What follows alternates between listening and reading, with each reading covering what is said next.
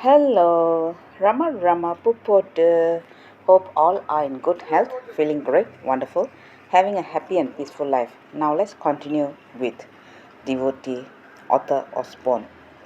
In the dream, Osborne was in the old hall and Bhagavan asked him to come near the couch.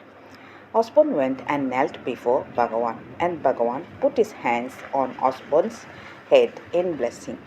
When Bhagavan put his hand on his head, he had a feeling that Bhagavan was asking him to write about his direct teaching. He then wrote 7 articles. They were brought out later as a book titled Ramana Arunachala. Every one of us, every seeker, should read this book. That was the beginning. Soon, a cascade of books started coming from Osborne, Ramana Maharshi, and the Path of Self Knowledge. The collected works of Ramana Maharshi, the teachings of Maharishi, in his own words, the incredible Sai Baba, rhythm of history, Buddhism, and Christianity in the light of Hinduism, Gautama the Buddha, the question of progress, and a few more. After working in Chennai for some time, Osborne had to take a job in Calcutta in 1952. During the holidays, he would come rushing from Calcutta to stay in Arunachala and be at Bhagavan's shrine. Osborne had his second awakening in Calcutta. This is how he described it.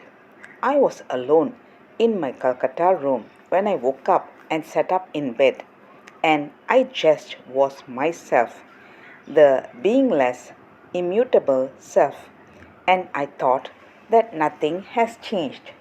There was no excitement, no joy or ecstasy. In the wholeness of simple being, there was the thought that it was impossible ever to be bored. The mind seemed like a dark screen that had shut over consciousness and was now rolled up and pushed away. It is the mind that carves activity and feels bored when it does not get it. The self is untouched by activity and abides in its pristine state of simple happiness. I do not know how long the experience lasted, and in any case, while it lasted, it was timeless and therefore eternal. Imperceptibly, the mind closed over again, but less opaque, for a radiant happiness continued. The afterglow continued for several weeks, only gradually fading out.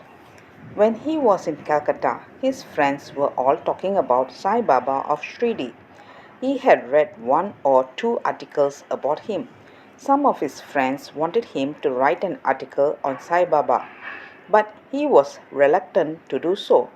That night, Bhagavan appeared to him in a dream and commanded him to write on Sridi Sai Baba. When in the dream, Osborne confessed that he did not know much about him.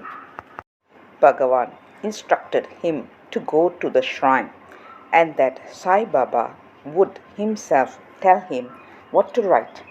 Bhagavan specifically said, Sai Baba should be known to the Western world, so you have to write. This was the inspiration for him to go to Sridi and write the book, The Incredible Sai Baba. Let's continue in the next chapter. Thank you. Bye bye. Rama Pupotu.